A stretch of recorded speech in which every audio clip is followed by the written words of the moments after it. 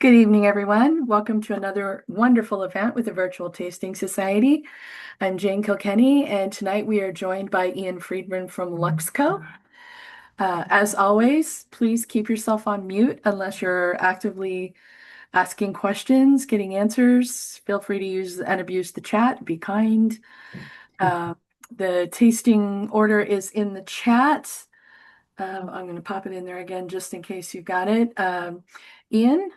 Welcome. We're thrilled to have you guys here tonight. Do you want to give us the tasting order on camera, and then we'll do your introductions and take. Yeah, sure. We're gonna start with our Yellowstone. We're gonna always try to go from youngest to oldest for each brand. So Yellowstone, we'll start with our 6 year small batch and then move into our 10-year anniversary edition, limited edition. Then we'll move to Rebel. We'll start with the 6 year and then also move into the 10-year for Rebel. And then our old Ezra 7, they're both the same age, but we're going to start with our bourbon first, and then we'll move into the rye second. And then Remus will start with the highest rye, 6 year, and then we'll move into the Gatsby Reserve, which is a minimum 15 years. So that's going to be the oldest juice we have tonight. So that's going to be how we approach it. Awesome. Well, again, thank you for joining us tonight. I know that there are probably a few more people that might drop in as they get home in the weather outside. So please tell us about yourself. Tell us about Luxco and the brands that we're tasting tonight. And, guys, don't be shy. Ask questions. If you don't Yeah. want to ask them out loud, put them in the chat and I'll read them out for you. So Yeah. take it away. And Again, thanks, Jane. Pretty informal. You can ask questions as we go. While I'm in the middle of, doing my spiel, if you have a question, it's okay to just be like, wait, what did you say? Don't worry about that. Um, but I'm one of the national brand ambassadors for Luxco, so I work a lot with all these different brands, and Luxco is the branded spirits division of MGP. So I'm sure many of you are familiar with MGP. Midwest Grain Products is a large conglomerate based out of Atchison, Kansas. And we have three legs to the stool of our business. We have our food ingredients business, which is a boring business where we make, fiber and plant proteins and stuff that goes into fake burgers and gets added into foods. And it's a boring but profitable business for us. And then we also have our distillery solutions business, which is some of your favorite bourbons on the shelf. If they say distilled in Indiana on the back, that's because we distilled it and then they purchased it from us.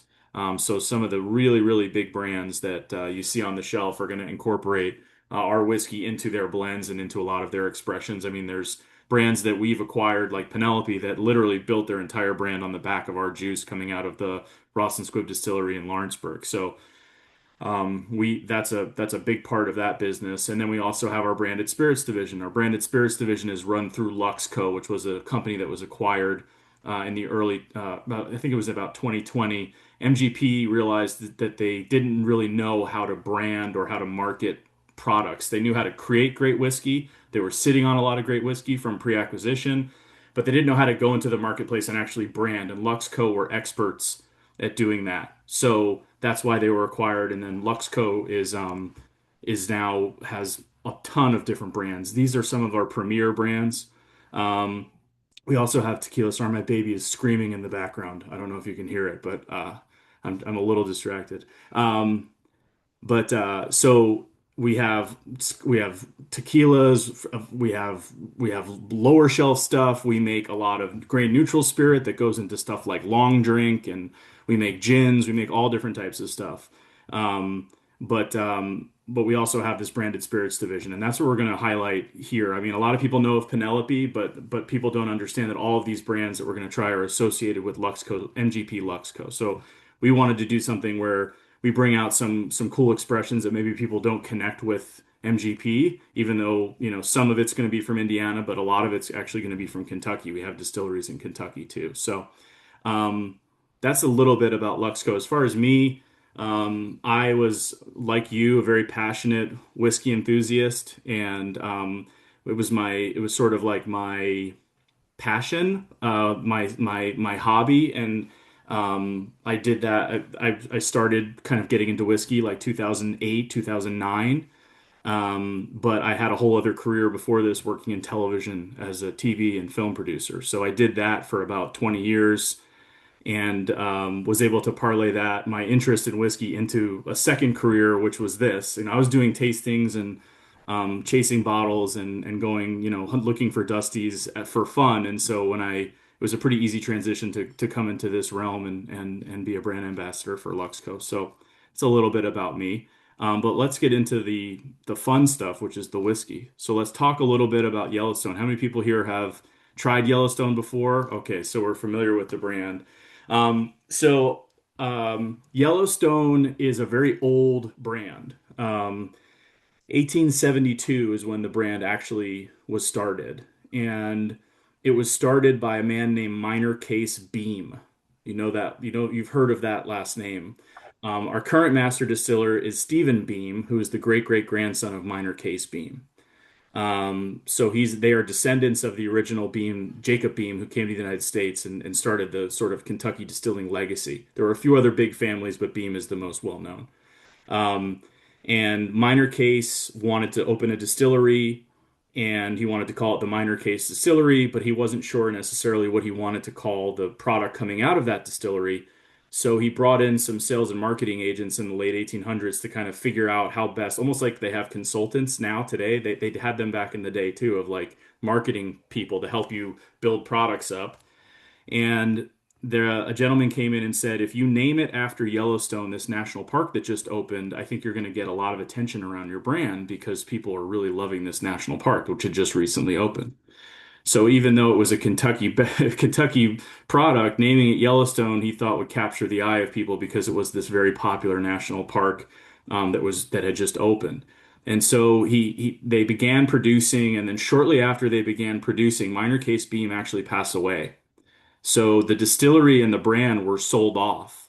And that lineage of beams, which Stephen came from, actually ended up never having a distillery. That was sold off. And then the beams from Stephen's lineage became the beams that would work at other distilleries as distillers or, mash operators or, barrelers. So anyone that was a master distiller at any other distillery, like there was a beam who was a master distiller at Wild Turkey. That was one of Stephen's relatives from his lineage, right? So Steven, it always stuck in Steven's craw that like this brand had been lost out of his lineage, and he was the only out of his lineage they didn't have a distillery.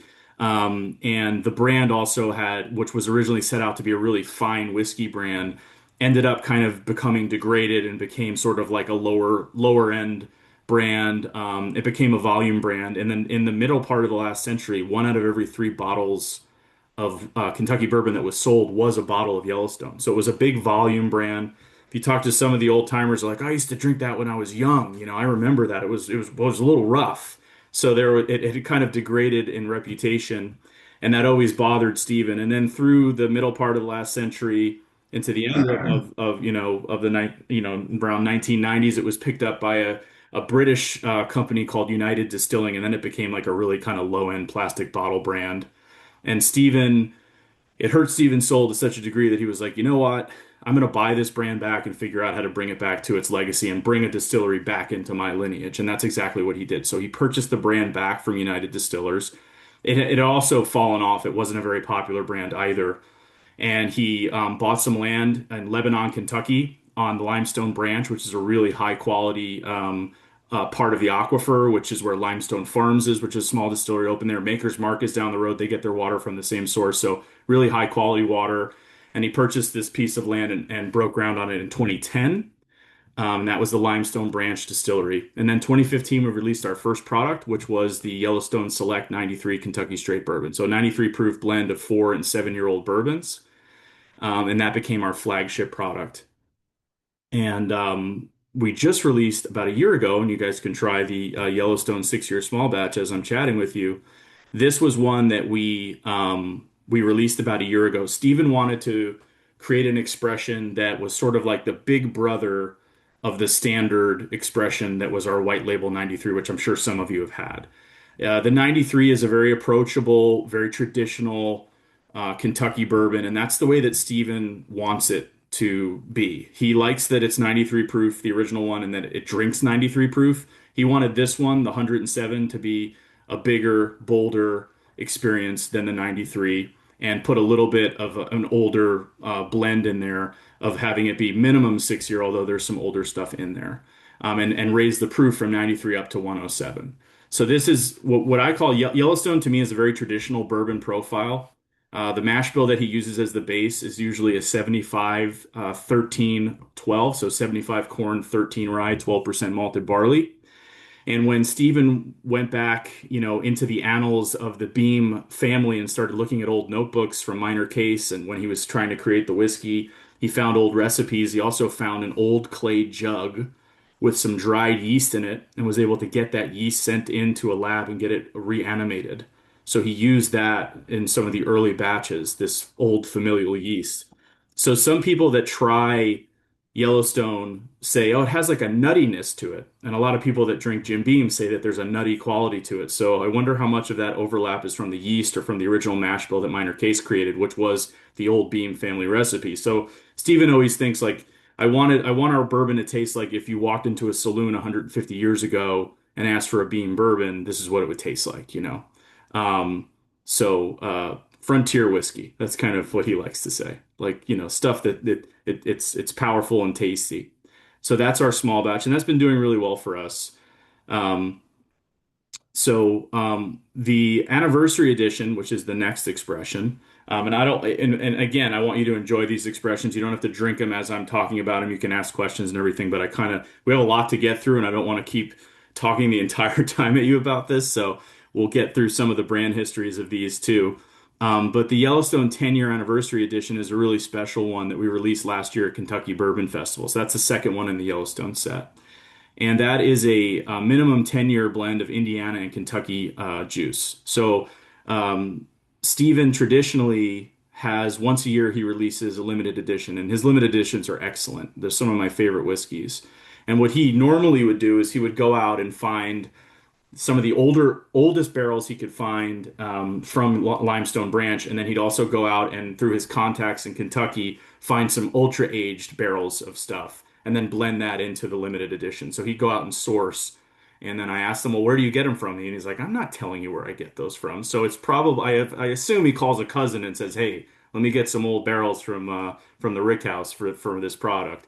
But he would normally do a finish. So like last year's was a finish of cognac and brandy cask, which was excellent. He's done Tokai finish. He's done Marsala cask. So he's done all these really interesting finishes, and it's always like a very elegant, almost like something you'd break out after dinner, like an after dinner drink almost. It's kind of it's deep and rich and flavorful and got some nice age in it. And this one is no different other than it's not finished. And instead of going out and finding the older Kentucky juice, he used the oldest barrels he could find from Limestone and then some old barrels from our distillery in Indiana, the Lawrenceburg distillery. So this is the first time that he took Indiana and Kentucky juice and blended it together. And this is also the first time that he put it at 105 proof as opposed to 101 proof. So this one, this was a sleeper. I had not tried it when I got to KBF, and I tried it, and we were selling it. We sold out of it immediately. I mean, people were really, really liking this one. I think the 10 year is probably the best LE that I've ever had, and I love his LEs. I really like last year's, the brandy and cognac cask. I thought that was really fantastic. But this one at 105, I think is really, really nice. And Steven did a great job with the anniversary edition. So I hope you're enjoying that. I Yeah, see some people have some thoughts. Any other questions or thoughts on Yellowstone, or questions about the history or other products that we make, anything like that? yeah, I was a little curious about it's so cool that you kind of went back that he went back and he got all the old stuff. And do you still use the old yeast that he found? Or are you Not using an ivory recipe, okay. because it's funky. So he always says I know what I like. But he's also a smart businessman, because if he were to use that yeast for all the stuff and create it the same way, they were also cooking on pots, not columns, too. So the original, they have a bottle you can buy. I don't think it's available online. I think you have to go to the distillery, but you can check if you're interested. And I love it. I like kind of funky, weird flavors often. I enjoy that. And I also love Scotch and Irish whiskey, so I enjoy pot distilled spirits. So they make something called Family Recipe, which was they made a lot more of it when they first opened, and then they moved more towards column style stuff. But they were using that old yeast and they were cooking in the pot, and it has a very estery, funky pot still note to it, even though it's a bourbon. It almost tastes like a single malt, and that it just has like a funk to it. And I think Steven realized that if I put this out in the marketplace, there's going to be people that will love it, but the majority of people are not going to know what to make of it. So he has that product available, but he ended up using, I think, a different yeast for the majority of the stuff that he uses. So he may blend in some of the older stuff into the newer releases, but he's not utilizing that yeast specifically for the newer products that we're doing, just because I think it would be a little polarizing, and we're trying to, it's a big brand, so we're trying to kind of appeal to, more more people across the board, not just me. Yeah. You know what I mean? I mean, I'm sure some people here would appreciate the Family Recipe, but if you ever make it to Limestone Branch and you see that bottle, buy it. I love it. I mean, I think it's really cool and it tastes great. So, I'm super curious about it now. I may have yeah. to make a pilgrimage at some point. Uh, Yeah. I was going to say, I really like both of these. I'm not always a huge bourbon fan, but I do like both of these. The straight, the 6-year-old is that a wheated bourbon? No. Oh, Ryan barley and corn. Okay. Yeah. Because there was one of the notes said it was wheated and I didn't taste that at all, and that's why I was curious. So that And was really yeah. nice. The just kind of the flavor of the corn just comes right through to the and Yeah. the other stuff in the background, but it's just so subtle and nice. And then the tenure, it's got a lot of nuttiness on it, like you were saying, and it's got a bunch of stuff going on that I just find it fascinating. I can't quite put my finger on what the difference is, but it's a little softer, a little smoother than the Yeah. 6-year-old. Yeah, you're going to get it spent a lot of time in the barrel and there's some older stuff in there. You're also going to get a different expression of it because they're blending in the Indiana profile, which is much different. The Indiana profile is going to be a higher rye profile. The mash bills that we highlight out of Indiana, and we'll talk about them as we get towards the end of this tasting, are usually high rye mash bills, 21 rye, 36 rye, 50, 49 ryes. So those are going to have more of that rye spice. But as you get the age, of the limited edition at 10 years, um, it's going to mellow out a little bit more than the 6 year, which is a little bit louder on the palate. So even though they're close in proof, the 10 drinks a lot lighter. Yeah, some interesting notes in the Yeah. chat about nuttiness, doughy Candy corn, yeah. Can spices. sweet corn, absolutely, yeah. Really cool. I really like this one. This one may have to go on my list. Yeah, Lori and Amanda, I got to visit Yellowstone a couple years ago and it was one of my favorite stops. It's a great spot. It's a tiny little distillery, but they have a great bar. They make great cocktails. They got a little patio out there. And if you go at the right time, Stephen Fonte, the national brand ambassador for Yellowstone, is often there at 10 a.m. drinking whiskey and smoking cigars. So you can sit down there and have a drink with him and he'll talk your ear off. So, um, Stephen Fonte says, as part of his presentation, he lives and breathes Yellowstone. I love Yellowstone, but I represent all the brands. But he says it's part of his speech. On one side of Stephen Beam's family is obviously the Beams, and then on the other side, his maternal side are the Dant, Dant. So anyone in the Southeast or the South, that brand Dant. It was a huge. Like an icon in the bourbon distillation universe as well. It's just not as well known as the Beams, but there's still Dant around. You can find that brand around. But Stephen Fonte says that Stephen Beam was not born; he was distilled because on each side of his family, he's got Kentucky like distillation royalty on both sides. So it's kind of cool. Ian, this tenure, what did you say this tenure was finished in, or was it? It's not finished. Oh, okay. Yeah, so normally the LEs are finished. This one's unfinished. Blend of Kentucky Indiana juice, 105 proof, minimum 10-year-old.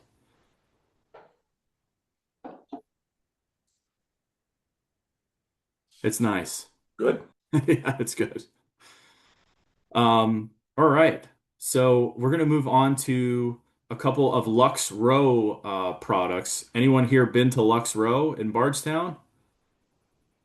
All right. One person. That's good. You all have to go.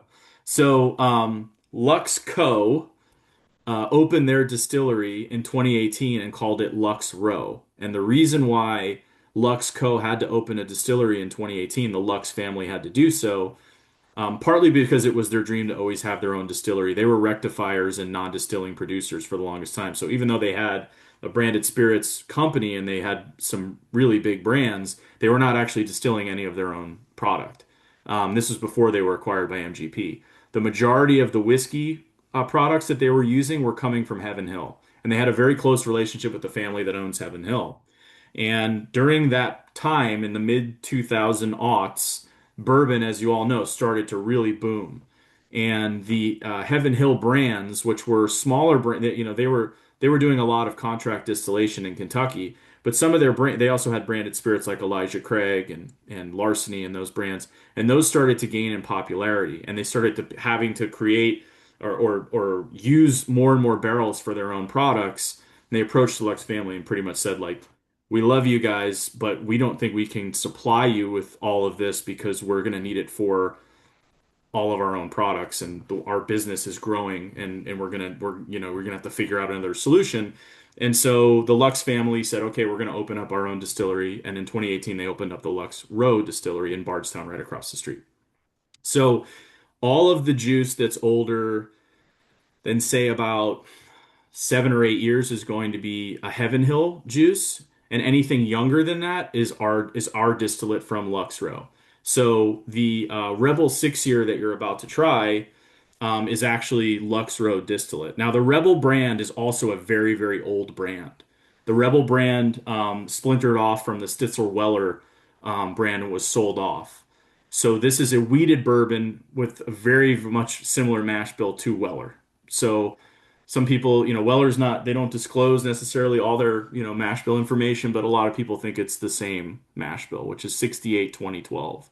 68 corn, 20% wheat, 12% malted barley. Um, it is related to Rebel Yell, but the name, they dropped the Yell and just kept it as Rebel. It's the same product. So they purchased the brand off from Stitzer Weller and then we're rectifying it from Heaven Hill.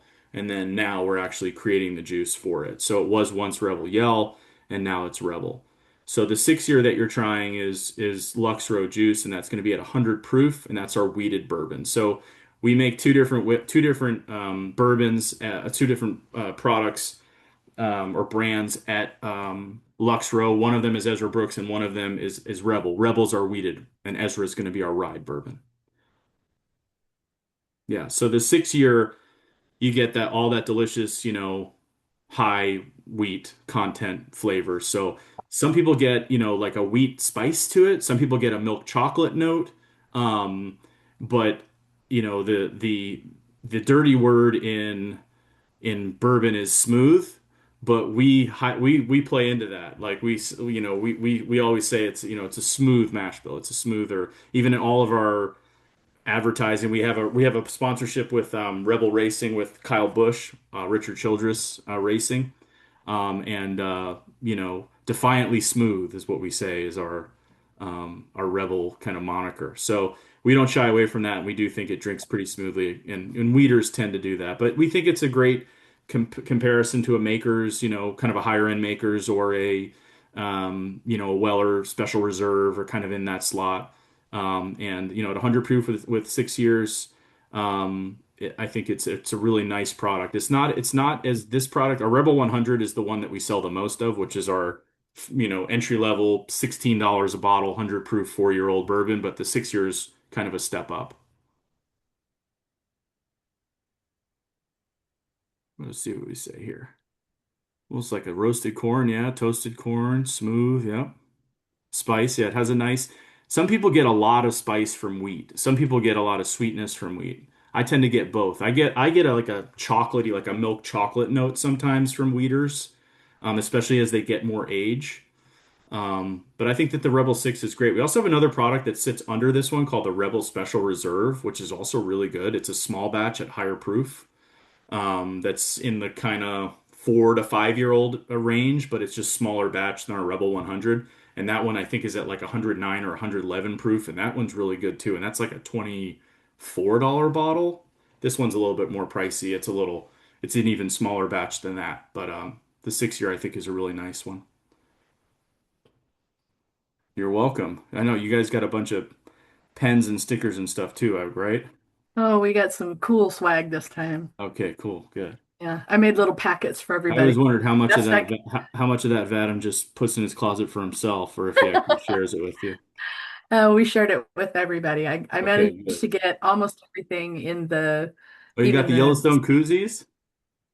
we had koozies, we had coasters and stickers and a bunch of Yeah, pens, and I couldn't remember what I I sent to shoved you what I guys. could in the stuff that I shipped out. So Yeah.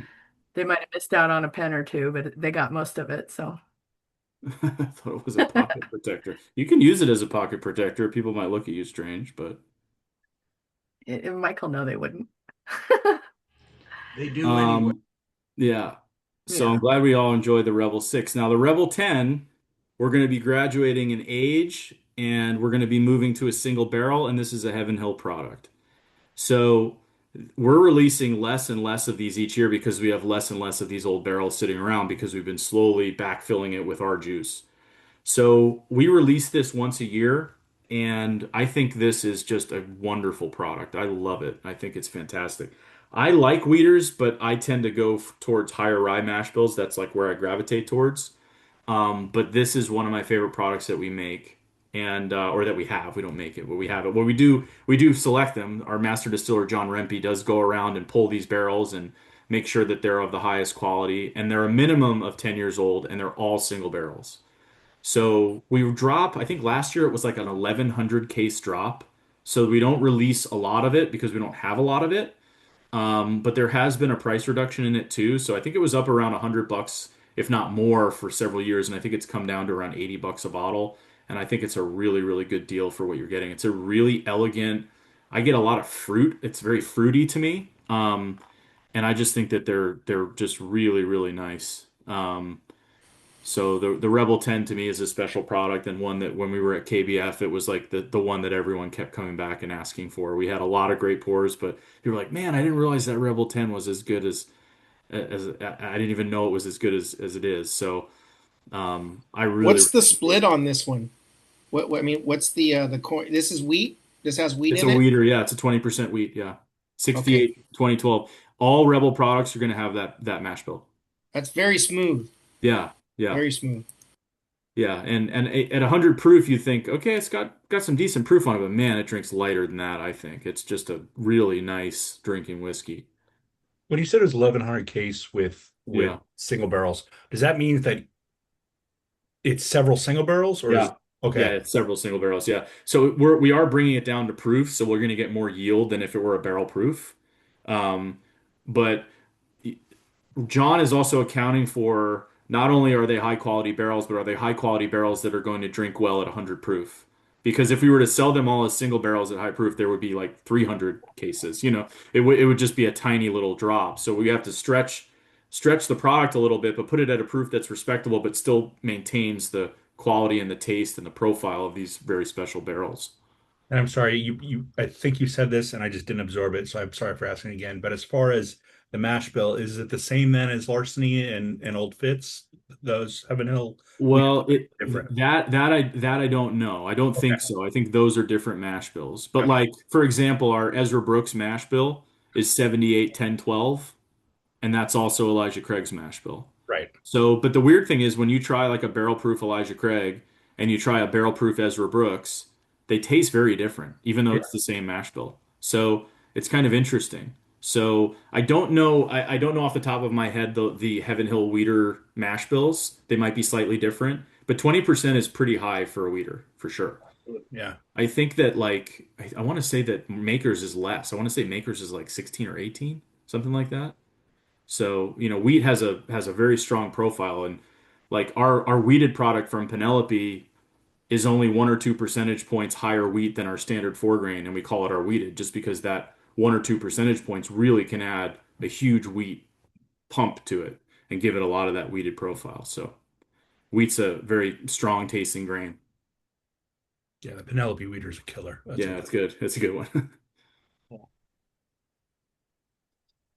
So what do we think of that 10 year? It's nice, huh?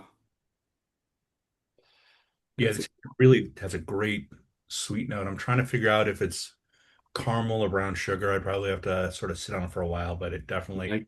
I get like a stewed like caramelized fruit kind of thing going in there for me.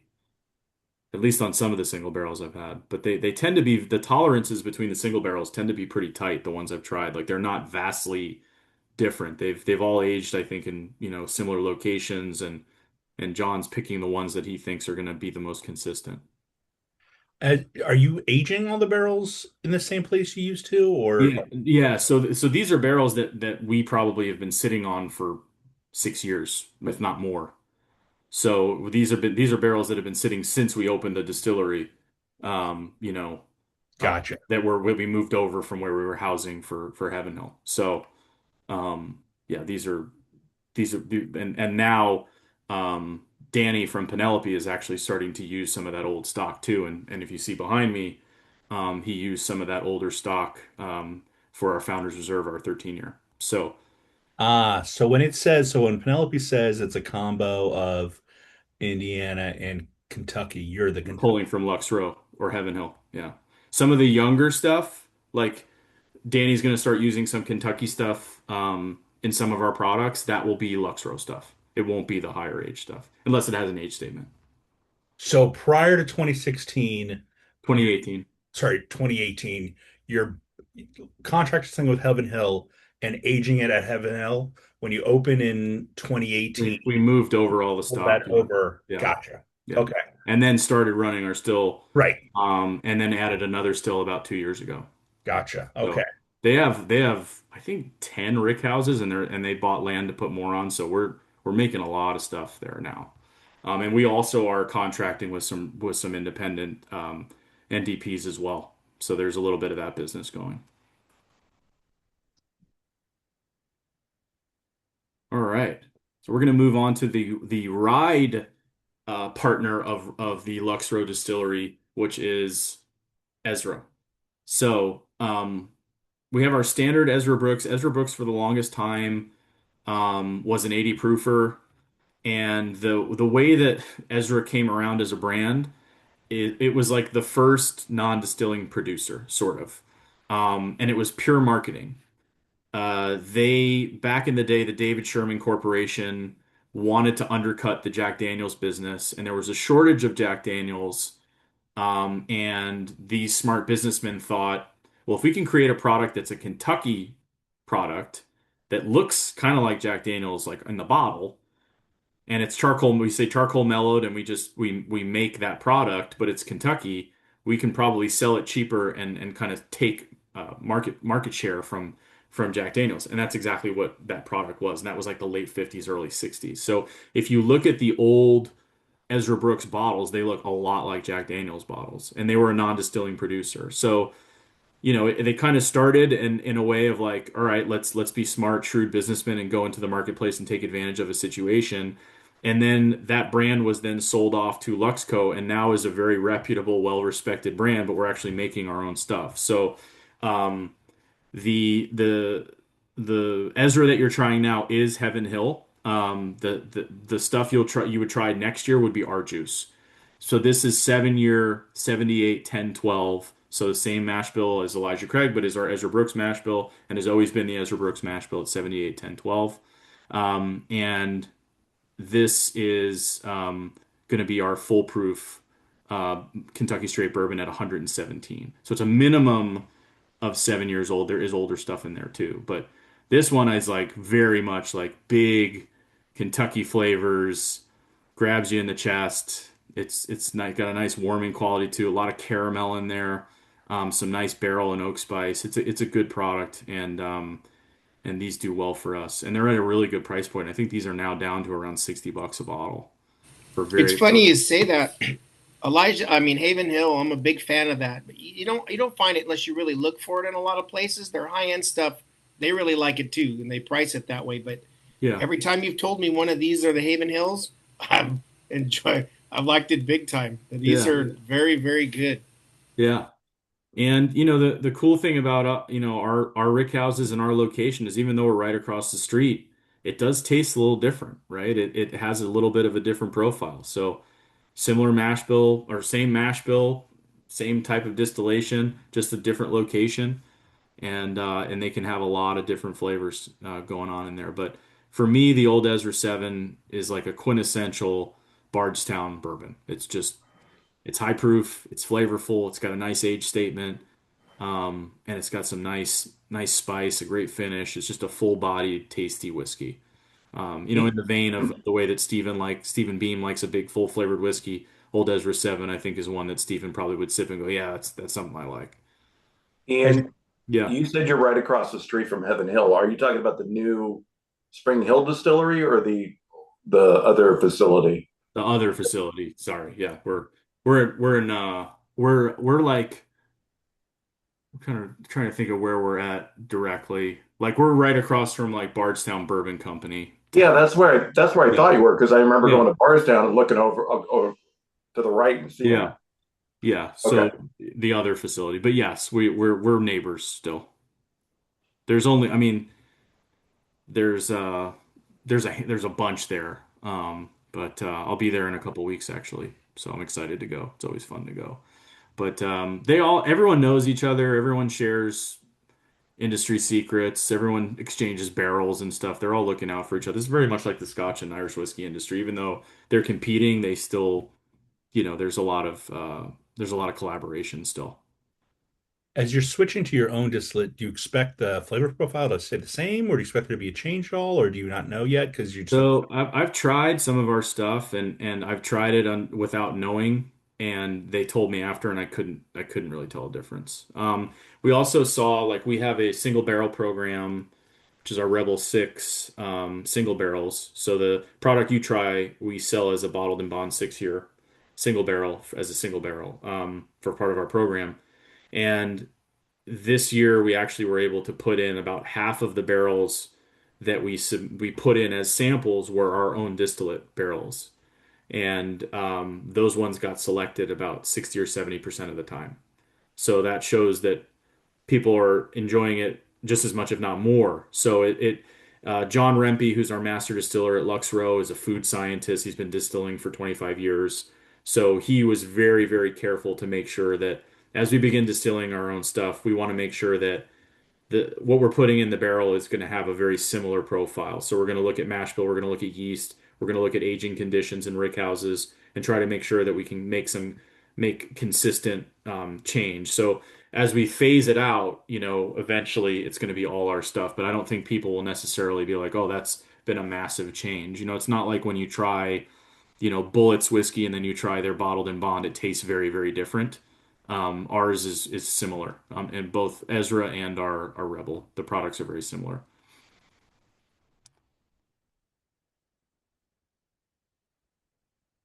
What do we think of that old Ezra 7? There it is. I What is like that? that Is one. that 99 or 90? All right. It's 99. The 99. Yeah, that's a good Yeah. bottle. For what, I mean, for the price point, yeah, it's not bad. Um, so the old Ezra 7 foolproof rye is actually going to be from Lawrenceburg. So we are not set up to make rye yet at Luxco. We only make bourbon at Luxco. And part of the reason why we don't make rye is because rye is hard to make. It's really hard to make. You have to kind of stop down the process, run your rye, and then clean everything. You have to have the proper equipment. It's very gummy and sticky, and it's hard to make really good rye. And so they made a proclamation that they were going to just focus on bourbon at the Luxco distillery. But when they were acquired, MGP acquired them, and they said, "Hey, can we go look at some of that delicious rye you have down in Lawrenceburg?" I mean, Lawrenceburg, 75 to 78% of all domestic rye that you drink comes from that distillery. So they have a lot of good rye down there. And the MGP folks said, "Yeah, come on and let's make some products for your distillery, and you can source it from us and blend it and age it extra in your rick houses, whatever you want to do." And that's exactly what we did with this product. So this is a Indiana rye. It's going to be a 51% rye. So it's what we would call the lowest rye. So this one's going to be 51% corn, 45% 51% rye, 45% corn, 4% malted barley. So this one is going to still have a lot of rye character, but it's got a really nice sweetness to it because of all that corn. The malted barley kind of binds that all together. And then with that minimum 7-year age statement on there, you get some nice character from that barrel. And at 114 proof, it's got some punch to it as well. But the lowest rye to me is a really, really great mash bill. Everyone chases the 95.5, but I like the 51 too.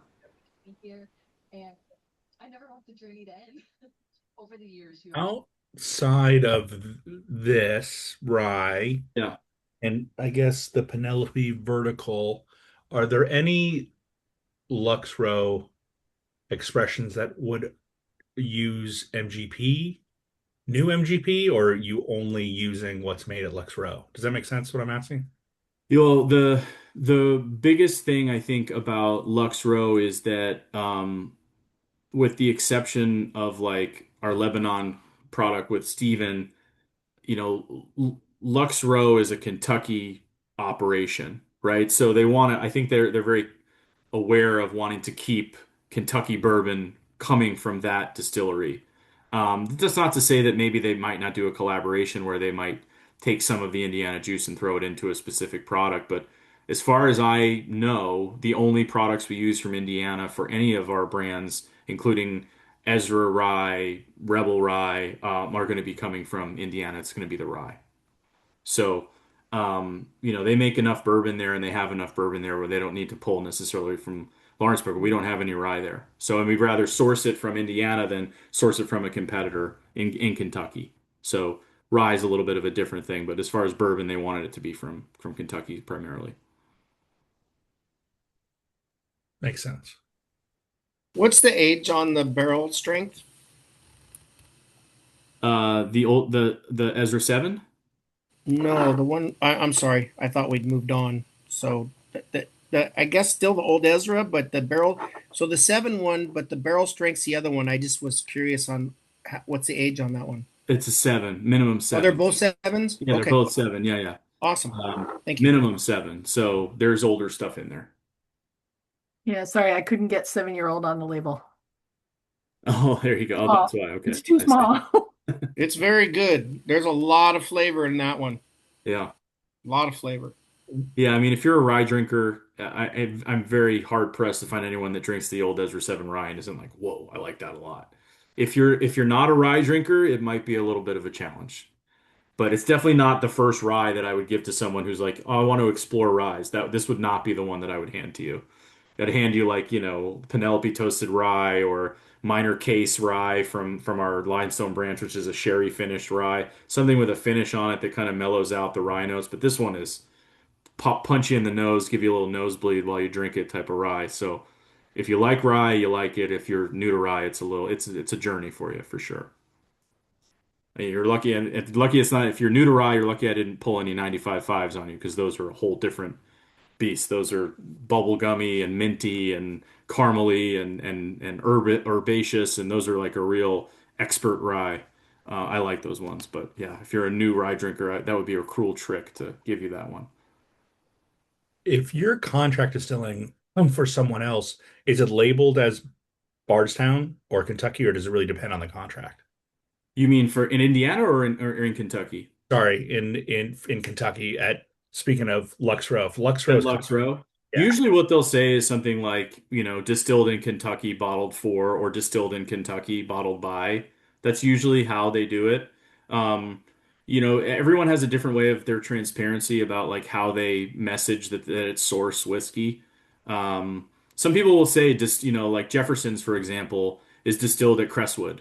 So it's a brand, but they're distilling at a small kind of craft distillery solutions company called Crestwood, and they make good whiskey and they make a lot of it for Jefferson's, but they'll actually say distilled at Crestwood. If you go online and search Crestwood, it's an actual distillery that makes a bunch of products for a bunch of different people. But there's a lot of people that are kind of cryptic about it, like, Bullet and the High West aren't going to tell you that they're using MGP, but they are. And there's lots of different products out of Kentucky too, especially the non-distilling producers, where they're actually bound to not tell you where it comes from, especially if they're buying it from someone like Buffalo Trace or Wild Turkey. They don't really want you to tell anyone, where it's from or the fact that they're selling you older stock or whatever. They want to kind of keep that a secret in some cases. yeah, no, Sorry, that was the intention of my question is, Yeah. does Luxco specifically require that it says Bardstown, or does it just in general say Kentucky? That's because I'm always trying to get whatever clues I can to figure out when they're contracting who it's from. Well, I mean, if it says distilled in Bardstown, there's only two or three places it could be Right. from, right? So it's either us, but that would be a long shot because we don't have a huge business yet.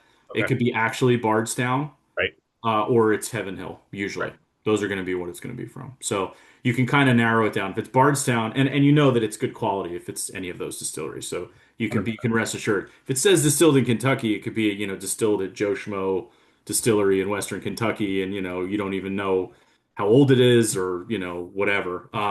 There actually used to be a really interesting law. They changed it, but you used to be able to make bourbon anywhere in the United States, bring it to Kentucky, let it sit in Kentucky for a minimum of 3 years, and then you could call it Kentucky bourbon. Oh, So they've changed that law since, but I do wonder like how much of this really old, some old Kentucky stock that you see is actually MGP that was brought in or stuff from other places that actually isn't Kentucky juice. So again, they switched that law, but that was something that was on the books for a while. Like you kind of got like, well, if it's been sitting and breathing the air for 3 years, it's now Kentucky juice, but it really isn't. It was distilled somewhere else. So that was kind of an interesting law that they changed, but I think is good for transparency purposes for sure.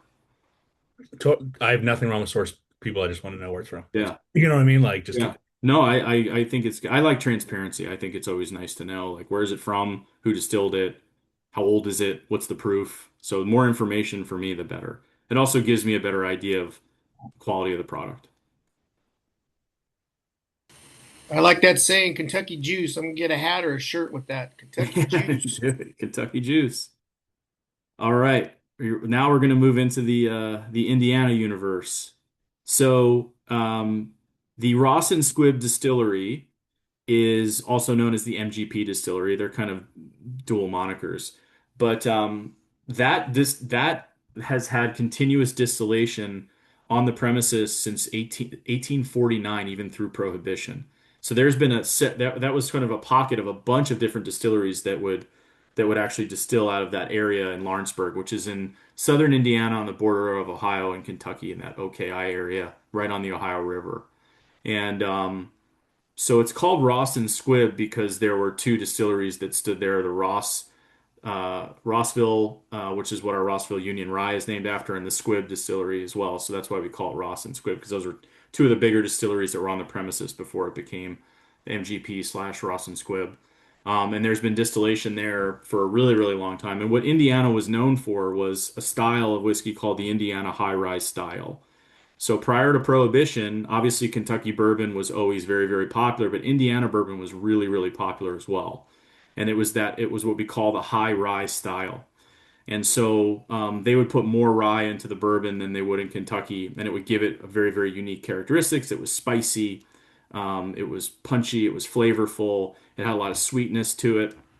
And so, George Remus, which the brand is named after, is a famous figure from the mobster era and Prohibition. He was a pharmacist by trade, but also a really shrewd businessman. And a lot of people claim that he was actually the guy that the Great Gatsby was named after. He would throw these elaborate parties in Louisville and give people cars and diamond watches and all kinds of interesting stuff. And he would do all kinds of during Prohibition, since he was a pharmacist, he would sell the medicinal whiskey through his pharmacies, and he would grease all the politicians to make sure that he could keep doing it. He would also rob his own drivers and hold people hot. He would do all kinds of crazy stuff. He was a pretty unique character. But he's a legend in the Midwest when it comes to distillation and during the Prohibition era. So the brand is actually named after him, and it was acquired by MGP, and they started making that, really focusing on that traditional Indiana high rye style. So the first product that you'll try now is going to be the Remus 6 Year Highest Rye.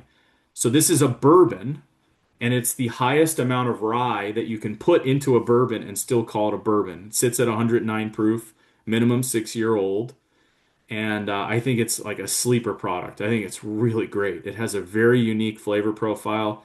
I get a lot of ginger snap to it. It's very kind of gingery sweet, almost like candied ginger.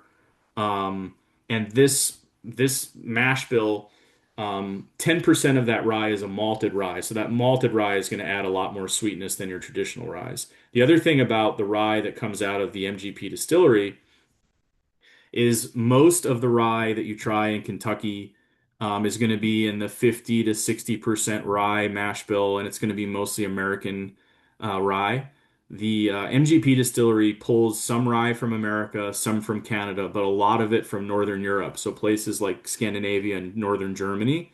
And that old world rye has a lot of earthiness and rich depth, complexity, and flavor. If you've ever been to Scandinavia or Iceland and they serve you that brown rye bread that they have in those parts of the world, that's the type of grain that we're using to actually make a lot of our rye, the rye components that go into our bourbon and also our rye whiskey as well. So that's why our ryes taste a little bit different, and that's why they're sought after. They're a little bit more unique than some of the standard Kentucky bourbons, which a lot of them are excellent, but we do it a little bit differently, and we're kind of the masters of rye. So this highest rye product, um, I think, is really unique and delicious. And I thought, it was a nice one to be the penultimate one because I think it has a very unique flavor profile. I think you hit the malted plus somewhere else because there was something on the tail end. I had never like tasted that before. I couldn't figure it Yeah, out. It's very different. yeah, yeah. I mean, so a lot of people that are used to drinking like standard Kentucky ryes are a little confused by the profile. They're like, this doesn't taste like it's a high, and the other thing too is we calling it the highest rye, I think scared some people away because they're like, oh, it's a rye. It's actually a bourbon, but it's a very rye forward bourbon. So I've seen reviews of this online where people are like, I don't like this, and I've seen people be like, this is my new favorite product. I've never had anything like it, and I really enjoy it. So it's a little bit of a room divider. I tend to be on the side where I think it's a really cool product and tastes delicious. So the mash bill's 51 corn, 49 rye, Yeah, 10%. 10% of that 49 is a malted rye. Yeah, thanks. I was just going to ask because Ryan and I both missed it, or Paul Yeah. and I did. Yeah, I'm, so I'm not, any less we couldn't call it a bourbon. yeah, I was going to say that's really pushing the line, isn't it? Yeah, yeah, yeah. Um, I'm not a rye fan, and everybody's laughing at me in the chat, but I kind of like this one. Yeah. I don't mind a high rye bourbon. It's as long as it's not just plain rye by itself, but I think it's that malted rye that really does it for me. Yeah. And I get like mace and nutmeg on the finish. Yeah. Yeah, it's got So, a lot of baking spice like yeah. Um, it's interesting because like I also like the Monongahela Rise, the Pennsylvania Rise, like Dad's Hat. I don't know if you guys have had that, but that's like a very traditional rye flavor. And those I think are 100% rye mash bills. I like that too. But I also like these where the rye is a complement to the corn, but the rye is very, very forward. So it's technically a bourbon. But yeah, I had a Dad's Hat barrel pick recently that I was like, wow, this is pretty lights out. I'm a rye drinker. I love rye. I love it all, but rye is really awesome. I love it. I I'm was a just big rye guy too, and I'm kind of new to this group. Just my opinion, a lot of this group really loves scotches. Yeah, And I kind of crack up and I listen to like what she just said. I've noticed that on other tastings. She's like, I don't really like rye, but every time there's a malt in it, she's like, yeah, I really yeah, like this one. yeah, And I could see why, because it is not a normal rye. You can yeah. really taste that malted in it. And I think that's where they like that part of it's almost it has the scotch. It doesn't have the peat in it, so it No, doesn't have no. that smoke Yeah. that I don't like. But I can see almost I'm starting to learn like a lot when I listen to everybody and their notes and stuff. And when she says that, every time there's a malted something in the mix or whatever it is, it's fun. Yeah, well, all of our stuff has malted barley in there to some extent, but you would not like the Dad's Hat because that's 100% unmalted rye. So that's very rye forward. But I loved it. I thought it was great. But I also love Scotch too, so um two yeah. things. One, I'll say this group, I think, primarily is a proof chasing bourbon group with Uh-huh. strong Scotch secondary. Second, I agree. Dad's Hat, I haven't had a bad uh, Yeah. They're store brand. great. They're great. They do a great job. Yeah, we did at least one tasting with them. Yeah. They're a cool outfit too. They kind of keep it real. It's old school, traditional rye. And I picked up this year the 9 year. Yes, that's a great product. Yeah. Real good, man. Yeah. continue? Like, because I know this is back So this year it's a hold on experimental. one second. I'll show it to you. Hold on. This one of the Seguin Moreau barrels, whatever that is. I don't even know what Yeah, that is. so I'll explain to you about those barrels in a second. That's those Sanguine Moreau barrels are made about 15 miles that way from me here in Northern California. Oh, there you go. Yeah. Yeah, Yeah. those are I'm not too far from there either. Well, I was born and Um, bred and went to Cal, so we could relate that way. Go Bears. so this is not I don't even know if this is announced yet, but this is the next version of this. So this is the 20 this is a wheat whiskey. And it has multiple This is the first product that Remus is releasing that actually is doing finishes. So it's a port, white port, Oroloso, and ruby cask finished wheat whiskey. That's the number two of the distiller. So Ian Steersman is starting to finish stuff, which is kind of cool. Well, that sounds. But When's it dropping? Do you have any idea? that should be out within the next month or so. And I think the price point was not crazy. It was like 70 bucks. No, $70, something like Yeah. that. Yeah, this one's I think 9 year. Um, but yeah, that so the Segment Moreau, those are super high quality barrels. And MGP got a hand on a few of them, and then aged some of their high rye stuff in there, and high rye bourbons. But Savage and Cook in Vallejo, I don't know if you guys have heard of them, but they were acquired by Redwood. Excuse me. Um, so they only aged in Segment Moreau. So, which I thought was crazy because those barrels are really expensive. It's it's a really high quality barrel. So now Redwood has all those old Savage and Cook Seguin barrels. So I'm interested to see what they're gonna do. They're probably gonna start blending them in or making haystacks with them or something. Um, but yeah, I mean, when they were like, yeah, these are the only barrels we use, we won't use any other barrel. I was like, how much money do you guys have to use Well, this Dave barrel? Finney, Dave Yeah. Finney had all the money in the And now world. he has all of it again. Yeah, exactly. He just keeps So getting more of it. Yeah. But when I walked through that facility and I was like, are these like a specialty batch? He's like, no, we only use these Segment Moreau. So I was like, When we did, I think it was Savage Cook. Yeah, they had that's one with the Pippin release, right? We oh did yeah. we did our tasting, and it was during their Christmas party, and Scottie Pippen was there. Oh, that's so The cool. guy, yeah, Yeah. it was pretty.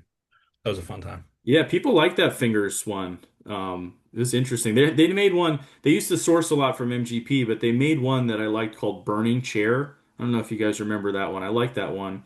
They had another one that was called Second Glance that I didn't like as much.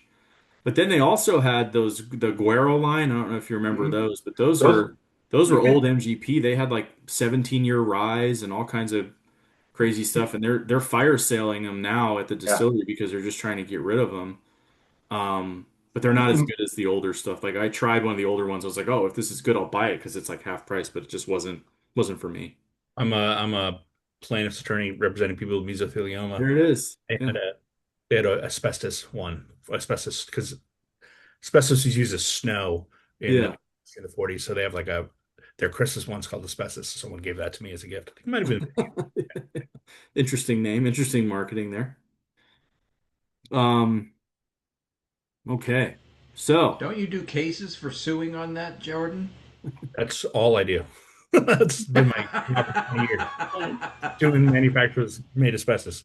I'll be now we're suing Jonathan Johnson constantly, but that's a talk for another day. We could talk about. Okay. So as we get to our last pour, Yeah. everybody, I'd like to invite you to come back on camera and raise a glass to Ian. We got a couple of Raise a bottle. holding out on us. Raise a bottle, raise a pour. Everybody smile at the camera. We're missing a couple of you, but I guess we'll have to live without you. We don't want to see Souter. Cheers, Ian. Thank you for this. It's been Cheers. fantastic. Of course. Yeah. I hope you enjoyed so far. Okay. I'll let you know if it's a crappy photo and we have to redo it, but otherwise we're good. All right. So the final pour that we got for you guys is a real special one. This is actually the 2022 Gatsby. So we went back into the annals and found you an older version of our of our 2022. So this one's going to be a minimum of 15 years. Um, and I think it's at 98.7, is it at, or 98.4? I can't remember the proofing of it, but it's a slightly below 100. Um, so this one they were not as forthcoming. This is before I came to the company. 99.8. Oh, okay. So this one was a little bit not as forthcoming as some of the newer ones that we have. So the newer ones that we have, will actually tell you like what the blend is, like what we've put in it. This one, they're a little more tight-lipped on it, but I think it's a blend of our 21% rye and our 36% rye. 97.8. Yeah, that's what I thought. Um, so at 97.8 proof, minimum 15 year, a blend of our two of our high rye bourbon mash bills, but a different bourbon mash bill than the one you just tried. So the 21% rye, that's probably our most favorite distillate from our distillery that we sell the most of. That's the one that goes out the door to a lot of our contract partners.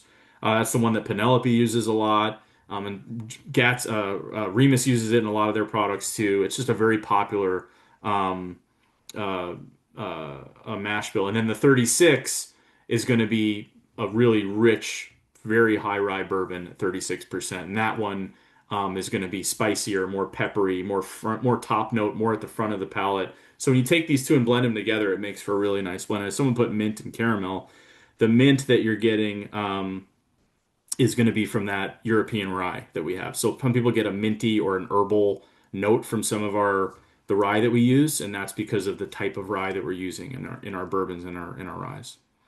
But this one is very sought after. It's a beautiful bottle.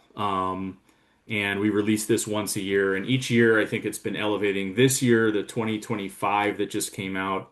One of the reasons why I wasn't able to get you the 2025 was because they didn't have any left for samples. But she's like, but I have some older ones. I was like, yeah, send those. The older ones are great too. But the 2025, I think, is really elevated as well. And Ian's done a really good job with that one. And it's a really pretty bottle. Yeah, it's a beautiful bottle. It's a great decanter. It's a perfect like it's the best infinity bottle you could ever have if you make infinity bottles. I mean, it's perfect. It's just a beautiful decanter. This is going to be the most expensive product we've tried tonight too. These when they came out in 2022, these were upwards of $200. They've come down in price, like 130, 150, somewhere in there, 180, depending on where it's at. But my favorite, oh, you're making me pick my. You're welcome to vote. I'm voting. Pick your favorite child. Come on. I did. What? I picked it. I have the record for samples in 55 minutes. Good. I'm glad. We get in, we get out. Yeah. You Yeah, know. would you say not the 21, but the higher rise, the 36? Is that what it is? Yeah, so there's a 21 rye and a 36 rye. Those both go into this blend.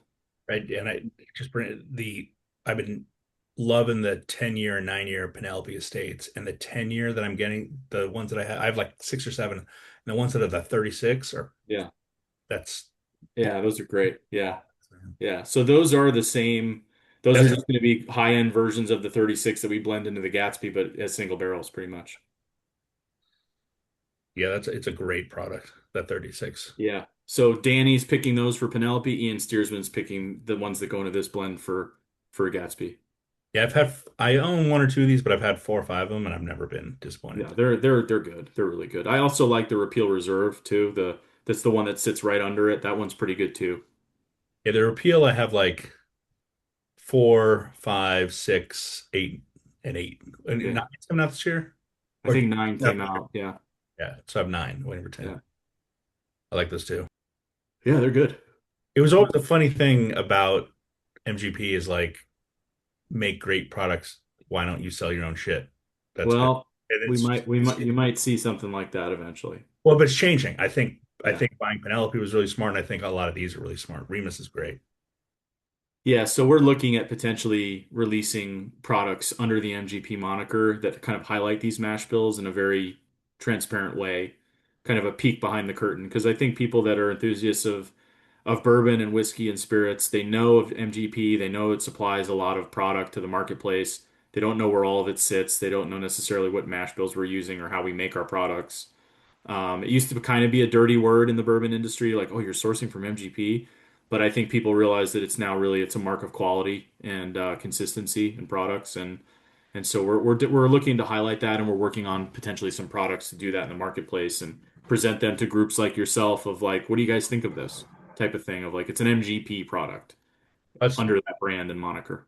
Vadim's always asking for ideas for tastings from me, and I had one where I was just like, we should do like pick a year, 8 year, 9 year, 10 year bourbon and just like MGP, here are six brands. That's MGP 10 year and hopefully similar mash bills and what do you like best? That kind of thing. Yeah, Like a whiskey fight. I never cared that people got MGP. Yeah. It's just if you did something Oh, interesting with it, yeah. not instead of just grabbing MGP, white label it, and go, "Oh, this is our bourbon," and then obfuscate where you actually got it from. Yeah, I mean that I don't I'm with you on that. The one distinction I will say is I'm okay with people doing that so long as they disclose that. Do you know what I mean? There's brands that will buy MGP barrels and they'll buy them at 4 years and they'll sit for 4 years and then they'll sell you an 8 year MGP.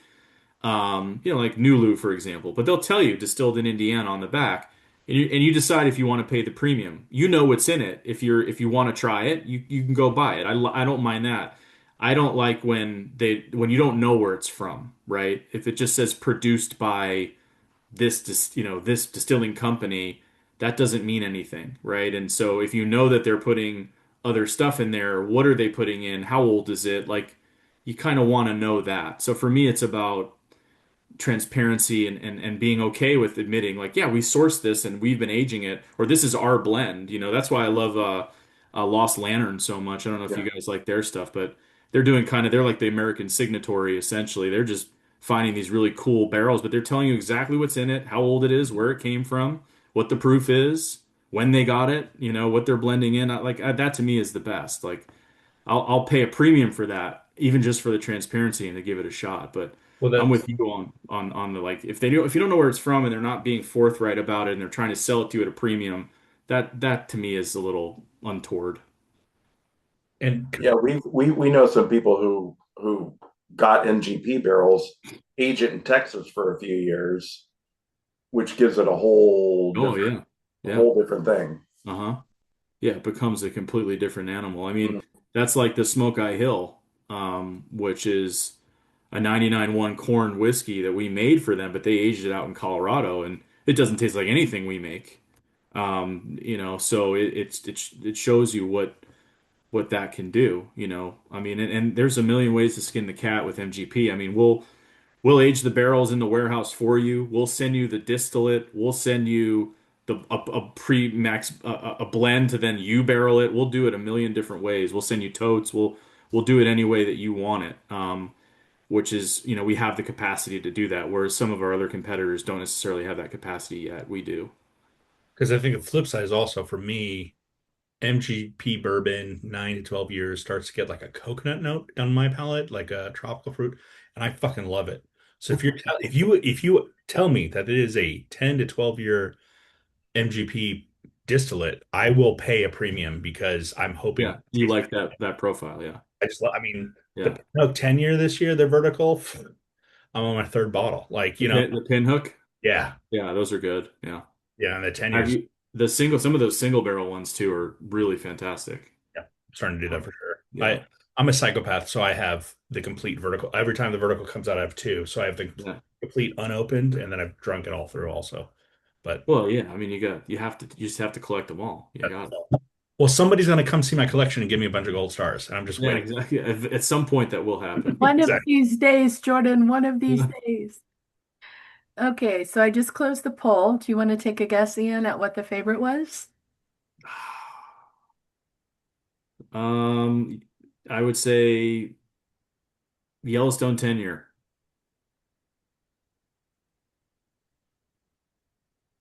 Oddly enough, we had a tie for first between the Remus 6 year and the Gatsby. Okay, I like that.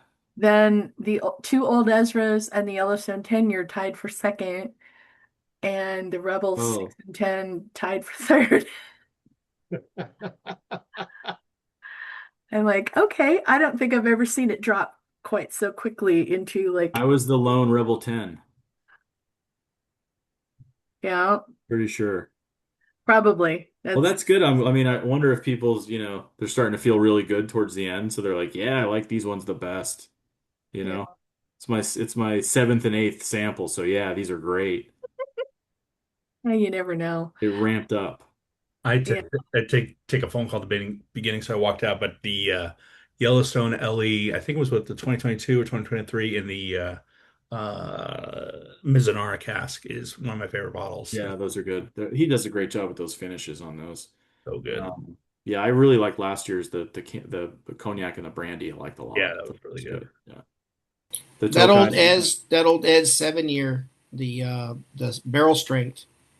That was my favorite. I'm a rye guy, and that was I'm picking that right. That was rye, right? The barrel strength bourbon, the old Ezra 7 year. Yeah, yeah, 7 year barrel strength rye. Yeah, that had a lot of that was money. Don't get me wrong, the 15 year was very good, but I'm a rye guy, so that was one of my favorite. Good stuff. Oh, good. I'm glad. Yeah, go. I mean, they're not crazy expensive bottles, and you can hunt them down. They're not hard to find. So go grab one. Somebody asked a question earlier and I didn't hear an answer, but is there a difference between Old Ezra and Ezra Brooks? No, it's the same company. It's just our higher end version of it. That's all. Old Ezra is the higher end Yeah, version. higher end version of Okay. Ezra Brooks, and we're going to be coming out with I think some like we're either going to call it like very old Ezra or ancient Ezra or something. And that's going to be in the 10 or 12 year range too. So we're looking at trying to do maybe some single barrels of that or something. So we have some of those old Ezra Heaven Hill barrels laying around. So we want to try to do something with them unique and Like the ancient yeah Ezra. ancient Ezra. We don't want to copy competitors Methuselah. too much. We got to figure out very old Ezra might work. I don't know. We got to figure that out. But we have some of those old Heaven Hill Elijah Craig's and Ezra used to have a blue wax top, super old bottling that they used to do, but they discontinued. So we might bring that back. We're not sure. What about old Rip Van Ezra? Just see what happens. Old Griffin, yeah. Sure, no one will No, see. Old Saint Ezra. no more wax, please. No more wax. No. Well, I mean, our operations people would be very happy to know wax because it's a pain in the ass, but you know. It's a When pain in you the ass all for try and do us. something with Ezra, you had been saying that Stephen, when he tries to do something, tries with Yellowstone, tries to kind of hit the old, this is how it would have tasted. Yeah. Now, the problem with doing that with the Ezra side is like 60 different distilleries owned Ezra at some Exactly. Yeah. So point. it's like they owned it, and So, then they also were some distilleries own the brand, but they actually didn't even distill. They would buy right. other products that was cheaper and put it in. So it'd be very hard. Like the stuff that comes in the decanters is so inconsistent as compared to like today. Like every bottle of Ezra that you open is going to taste the same, no matter where you are in the world. Like back in the day, like you say, it just kept getting sold off until the Lux family got it. So yeah, Yeah. it'd be very hard. But some of those old decanters are awesome. I can't speak to how Yeah, the I've had one of those decanters beat a chessman in a blind. okay. Um, So they're pretty it was good. magic. And then like another Ezra right next to it was like people wanted to spit it out. Yeah, it had lead in it or something. Yeah.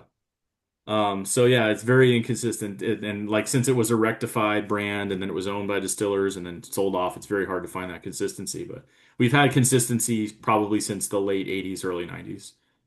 All right. Ian, you said you're up here in the Bay Area? I live outside of Sacramento. Oh, I'm down in Fairfield. Oh, nice. Well, Awesome. Lower Green Valley. I'm sorry. We don't call it Fairfield. We call it Lower Green Valley. Lower Green Valley. Okay, I have relatives down in Lafayette, East Bay, All right. that area. So yeah, I'm on the River Delta. You're from New York, right? I am originally from New York, yeah. Queens? I was born in Queens. Yeah. Nice. I was born in Queens. I Are grew you up a I was Yankees in fan? Yankees fan Rosedale. or a Mets fan? I'm a Yankees fan. Uh, Yeah. I can't root for the Mets. It's a triple A team. oh, easy. Come on, you're from Queens. My whole family's from the Bronx. I was born in Queens. So All right, but that's fair. yeah. I was born on Long Island. I'm a Mets fan. We're in Long Island. Suffolk County, South Shore, Sable. Oh, sure. Yeah, I know Sable. I'm from South Shore, Oceanside, Nassau. Okay. Yeah. You know, Just down the way. Yeah. there's a team that was from New York that's now, I can't remember where they are, but they're pretty good I hear these years. Lean back just a little bit more, Jordan, so we can see the shirt. Oh yeah. Oh, sorry, you didn't see Yeah. that. I don't know. There's Same. another team that was from New York that doesn't buy all of their World Series wins too. Oh, they just stare it out. Oh, We can talk about Barry Bonds' head size, grade in two sizes. It's all good. We don't have to, but we can. Going on three-peat. Three. Oh no. The Dodgers fan, I used to think like, Subway Series, Mets and Yankees fans don't like each other, and Red Sox fans and Yankees fans don't like each other, but man, Giants and Dodgers fans really don't like each other. The It's gotten way better. We're It not has, yeah, but like not Dodgers and paralyzing each Angels, they other. don't care. Like when they do interleague, no one really cares. It's the Angels, but like the Giants and Dodgers is pretty like there's like some bad blood there for sure. And I was like, I didn't realize that. Like, Look, we might have thrown one guy off a roof, and he's now yeah, I know that was paralyzed. insane. But who knows what he said? Yeah, that's right. What did he say to deserve that? Right, exactly. Um, but yeah. is there anything you guys are working on that we should be keeping our eyes peeled for, aside from the things you've already told us? No, we're always coming out with new products. Obviously, we do single barrels and look out for those. Those are always really good. Penelope's always innovating. Jordan, I know you're a huge Penelope fan. So there's a ton of stuff coming out there. We've got some new expressions coming out. Some of the Cooper Series stuff will be going away for a little bit, but then we're going to backfill it with some new products. We've got Madagascar, which is a bourbon finished in Madagascar vanilla seasoned cognac casks. We've got Riviera, which is a blend of our rosé cask bourbon and light whiskey. Yellowstone has our ready to pours that just came out that are really good. Those are our espresso martini, our gold rush, and our old fashioned. Penelope is also innovating with RTDs that are really good. So we're always coming out with new products. There's always new expressions. I mentioned Ian's releasing this one pretty soon. I don't know if you guys saw that we had the Remus Babe Ruth products that came out, which were kind of aged high rye blends. We have the Lou Gehrig coming out too, so look out for that, and that's really cool. So Paul, I know you're not going to buy it, but maybe someone will. We'll do a Tom Seaver blend at some point. Um, but so yeah, we're always coming out with new products, and like I said, Ezra might be coming out with some age stuff, and look out for all the cool Rebel single barrel stuff from Rebel Racing. Kyle Busch selects single barrels, which are actually really good. So if you see those, they're screaming deals. They're like $36 for a single barrel. So if you can Wow. find those Hey, are excellent. Tom Seaver has a winery that you could finish your bourbons in. Oh well, we do Richard Childress we finish in Pinot Franc. No, is it Cabernet Franc from his winery in North Carolina? So, All right. Oh, Well, Seaver's got one in Napa, in okay. yeah, Diamond I Mountain. love Cabernet Franc. Yeah, so Yeah. Richard Childress has a winery, and we released the Rebel product that we finished the bourbon in the Cabernet Franc, which is what they grow there. Ian, are you on the socials at all so we can keep Yeah, track of I'm not the best on it. I need to get better. It's not my thing. It's never been my thing. But In the Barrel 88 on Instagram is me. And yeah, follow me, reach out. You have questions. And yeah, I'm here for all of your Luxco needs.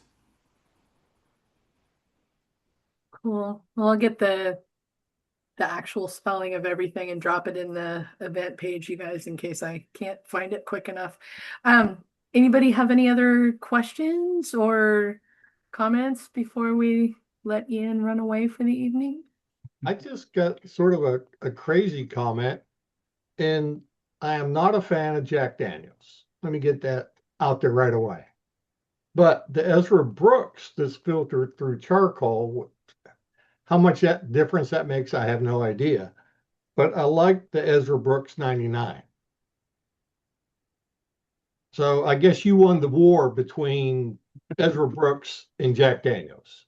Maybe for you, we definitely did not win that war. I'll tell you that. They're selling a lot of Brown Foreman sold a lot of Jack Daniels, but we won a battle with you. We definitely didn't win the war. Well, again, Kentucky juice, aged in Kentucky, different mash bill, different process. So that's going to give a different characteristic. The Jack Daniels stuff that I've had, that's the higher end stuff. I think is some of the best stuff out there. I mean, some of their age statement stuff some of their specialty. The Tanyard Hill rye that I tried was fantastic. The Coy Hills are great. The barrel proof ryes are fantastic. Like they make wonderful whiskey. Is Old Number Seven good whiskey? It's consistent. That's what I'll say. If you opened a bottle of it in Zimbabwe or a bottle of it in Canada, it tastes the same, and that's very impressive that they're able to do that. But it's a value brand now. It used to be like that was a fine bottle of whiskey, a bottle of Jack Daniel's, but now it's a cheaper brand, and that's their volume mover. But they've created a really big business for themselves with some of their higher end stock. So that's the stuff that I chase for Jack Daniel's. But what amazes me is all that higher end stock is just the same Yeah, it's just macro, the aged. same process. It's just the age and the barrels and where it's aging at. So that's what's amazing. Okay, so before we go, well, now that Jordan's gone, we can actually do this. I drove to Chicago today to pick up some bottles that had been sitting at auction for me for a while, and they were nice enough to kind of remind me that I needed to pick them up. So I got back today, but Unicorn? one of them I brought back was a 1976 Ezra Brooks 101 Fez Bicentennial decanter. Oh, there you go. And this is one of those ones that was distilled at Hoffman Okay. before it was MGP, back Yeah. when Pappy was actually distilling at it, because that's where he made after he sold Stitzel, he made all the stuff at Hoffman. And so we're gonna raffle off 2 1-ounce samples to everybody that's left. Okay. Jason, have I ever told you that I love you? Doesn't always help. Usually only when you want something. Okay, let's see if I got this right. Hang on one second. Share my screen. Like the hat. Get Jason's QR code, but he keeps changing. Okay. You share the right tab. Okay. Can everybody see that? It's coming. Wait a second. Is it there? There it is. Now I see it. Okay. All right. Let me shuffle this, and the usual rules apply. You must be here to win. Sorry, Jordan. So we're giving away 2 samples, Jason? Yep. Is Mark here? Don't think Mark is here. Oh, too bad. Okay, so remove. Let's try that again. Sorry, as my phone starts ringing as we're chatting. I swear to God, it's not fixed. You know what? You can give it to somebody else. It's okay. And I'll take it, Jane. no, you won't. I'm going to make you work for it. Tends to win. Well, Carrie just left. One more time. Let's try.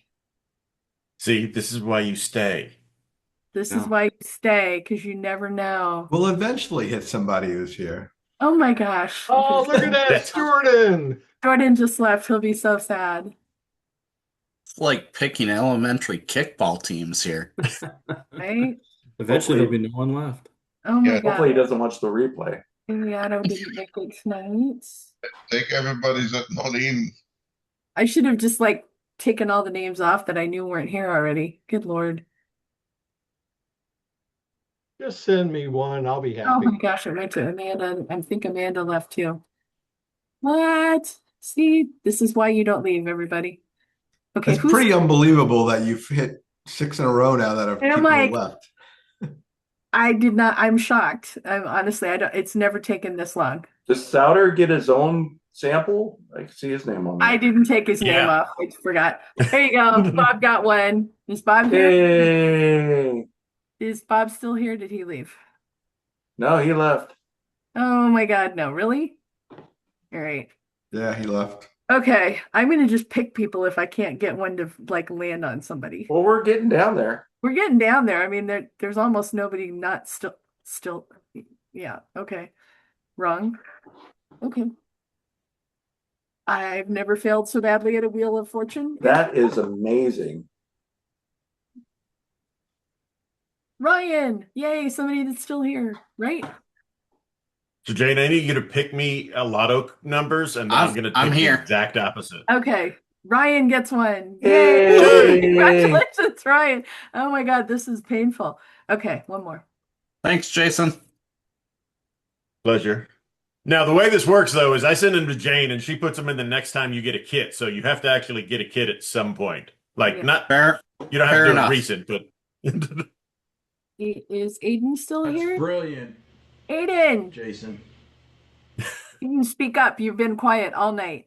You just won another sample. Aiden We is got a hell muted. yeah in the chat. Hell yeah. Oh, there we go. Thank you. All right. Well, I can't see the chat because I'm on my own screen. Okay, so that's Ryan and Aiden. You guys need to remind me the next time you get a kit, and I will send your samples. And as always, 30 to 60 days after that, it's fair game for when I am bored and I'm going through small samples left over on my table. Because I'm not going to give you my table space forever. So thank you very much. Now come back here. Where did my stuff? There it is.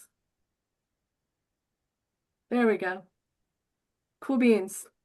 Thanks, guys. Thank you. I Short hope barrel is still for sale until tomorrow night. Ian, thank you so much. This has been fantastic. thanks. I Ian, hope this you was guys awesome. enjoyed and some good information for you. Any questions, let me know. And I see your race tags on the wall there beside you. Yeah. Your bibs. Yeah, I got a You need to bunch. come to Pensacola for the McGuire's 5K prediction run. Okay. You guess the time you're going to finish. Uh-huh. It's a 5K. There's about 4,000 to 5,000 people in it. And along the way, they'll have a water stop on one side of the street, and there'll be a cocktail stop on the other side of the street. The best time I ever did, which I can't remember what it was whenever I was drinking Irish coffees they provided before the race. I don't know about jogging around with Irish coffee in my stomach. God bless you, but oof. And then after the race, of course, they got the usual stuff, but they'll have Guinness Irish stew, things like Yeah. that there after race. Well, that It's a sounds very awesome. popular race here. Yeah, I got to get back into shape and I want to start running again for sure, but I appreciate it. Yeah. Sounds like fun. Yeah, I don't run unless things are on fire around me. So. All right. Well, thank you all. Appreciate it. Thanks for joining. Thank you. Thank you so much. Thank All you, right. everyone, Have a for good night. joining us. Thanks, Bye. Ian. Thank Of you. course. Bye. I gotta dart off too. Have a good night, all. Night. You too. Hey, See you, Tony. Here it is.